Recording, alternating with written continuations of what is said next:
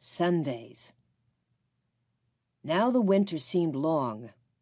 Laura and Mary began to be tired of staying always in the house. Especially on Sundays, the time went so slowly. Every Sunday, Mary and Laura were dressed from the skin out in their best clothes, with fresh ribbons in their hair. They were very clean because they'd had their baths on Saturday night.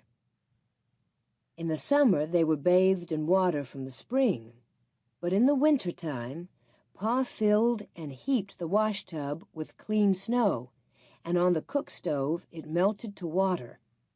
Then, close by the warm stove, behind a screen made of a blanket over 2 chairs, Ma bathed Laura, and then she bathed Mary.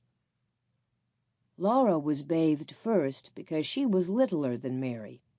She had to go to bed early on Saturday nights with Charlotte, because after she was bathed and put into her clean nightgown, Pa must empty the wash tub and fill it with snow again for Mary's bath.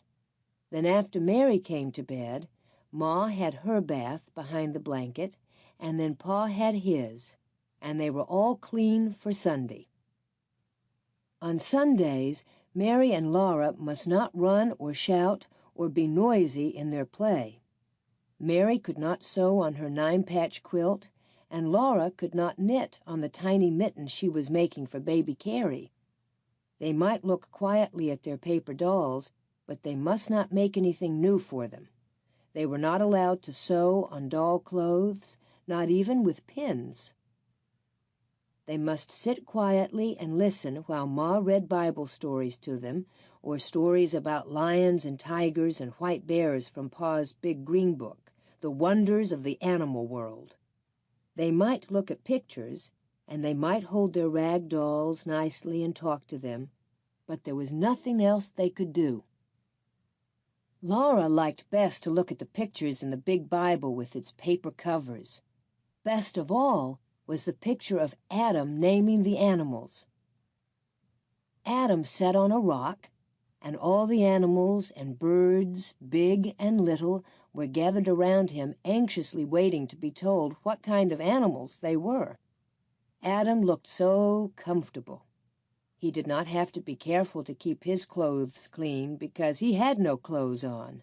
He wore only a skin around his middle. "Did Adam have good clothes to wear on Sundays?" Laura asked Ma. "No," Ma said. "Poor Adam, all he had to wear was skins." Laura did not pity Adam. She wished she had nothing to wear but skins. One Sunday after supper she could not bear it any longer. She began to play with Jack, and in a few minutes she was running and shouting. Pa told her to sit in her chair and be quiet, but when Laura sat down, she began to cry and kick the chair with her heels. "I hate Sunday," she said. Pa put down his book. "Laura," he said sternly, "come here." Her feet dragged as she went because she knew she deserved a spanking. But when she reached Pa, he looked at her sorrowfully for a moment, and then he took her on his knee and cuddled her against him. He held out his other arm to Mary and said, "I'm going to tell you a story about when Grandpa was a boy. The story of Grandpa's sled and the pig. When your grandpa was a boy, Laura, Sunday did not begin on Sunday morning as it does now. It began at sundown on Saturday night. Then everyone stopped every kind of work or play. Supper was solemn. After supper, Grandpa's father read aloud a chapter of the Bible, while everyone sat straight and still in his chair. Then they all knelt down, and their father said a long prayer. When he said, 'Amen,' they got up from their knees and each took a candle and went to bed. They must go straight to bed with no playing, laughing, or even talking.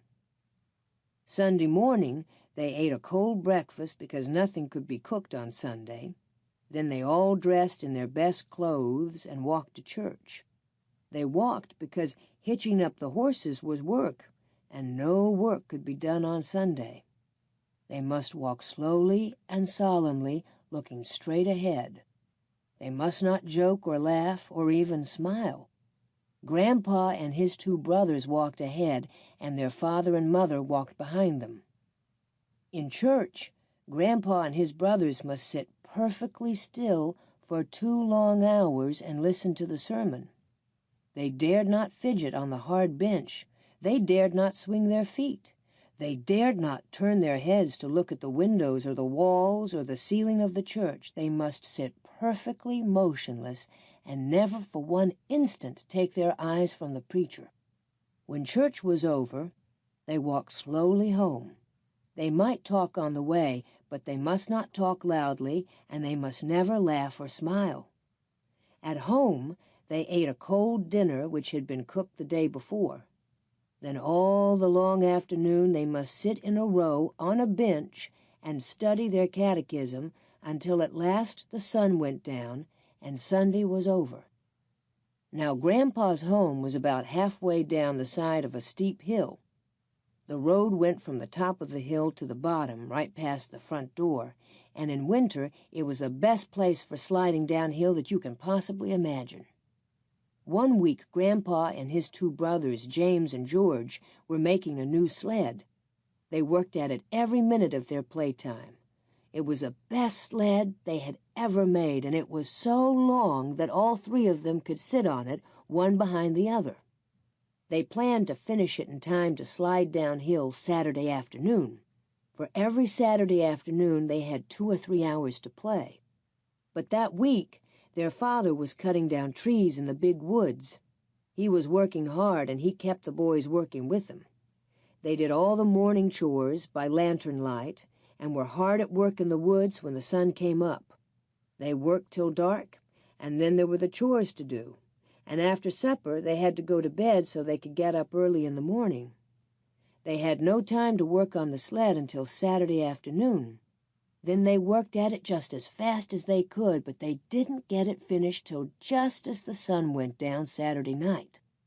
After the sun went down, they could not slide downhill, not even once. That would be breaking the Sabbath. So they put the sled in the shed behind the house to wait until Sunday was over. All the 2 long hours in church next day, while they kept their feet still and their eyes on the preacher, they were thinking about the sled. At home, while they ate dinner, they couldn't think of anything else. After dinner, their father sat down to read the Bible, and Grandpa and James and George sat as still as mice on their bench with their catechism. But they were thinking about the sled. The sun shone brightly, and the snow was smooth and glittering on the road. They could see it through the window. It was a perfect day for sliding downhill. They looked at their catechism, and they thought about the new sled, and it seemed that Sunday would never end. After a long time, they heard a snore. They looked at their father, and they saw that his head had fallen against the back of his chair, and he was fast asleep. Then James looked at George, and James got up from the bench and tiptoed out of the room through the back door. George looked at Grandpa, and George tiptoed after James. And Grandpa looked fearfully at their father, but on tiptoe he followed George and left their father snoring. They took their new sled and went quietly up to the top of the hill. They meant to slide down just once. Then they would put the sled away and slip back to their bench in the catechism before their father woke up. James sat in front on the sled. Then George, and then Grandpa, because he was the littlest. The sled started, at first slowly, then faster and faster. It was running, flying down the long, steep hill, but the boys dared not shout. They must slide silently past the house without waking their father. There was no sound except the little whir of the runners on the snow and the wind rushing past. Then, just as the sled was swooping toward the house, a big black pig stepped out of the woods. He walked into the middle of the road and stood there. The sled was going so fast it couldn't be stopped. There wasn't time to turn it. the sled went right under the hog and picked him up. With a squeal, he sat down on James, and he kept on squealing long and loud and shrill. Squee! Squee! They flashed by the house, the pig sitting in front, then James, then George, then Grandpa, and they saw their father standing in the doorway looking at them. They couldn't stop. They couldn't hide. There was no time to say anything. Down the hill they went, the hog sitting on James and squealing all the way. At the bottom of the hill they stopped. The hog jumped off James and ran away into the woods, still squealing. The boys walked slowly and solemnly up the hill. They put the sled away. They sneaked into the house and slipped quietly to their places on the bench. Their father was reading his Bible. He looked up at them without saying a word. Then he went on reading, and they studied their catechism. But when the sun went down and the Sabbath day was over, their father took them out to the woodshed and tanned their jackets, first James, then George, then Grandpa. "So you see, Laura and Mary," Pa said, "you may find it hard to be good, but you should be glad that it isn't as hard to be good now as it was when Grandpa was a boy." "Did little girls have to be as good as that?" Laura asked, and Ma said, "It was harder for little girls because they had to behave like little ladies all the time, not only on Sundays. Little girls could never slide downhill like boys. Little girls had to sit in the house and stitch on samplers. Now run along and let Ma put you to bed," said Pa, and he took his fiddle out of his box. Laura and Mary lay in their trundle bed and listened to the Sunday hymns, for even the fiddle must not sing the weekday songs on Sundays. "Rock of Ages, cleft for me," Pa sang with the fiddle. Then he sang,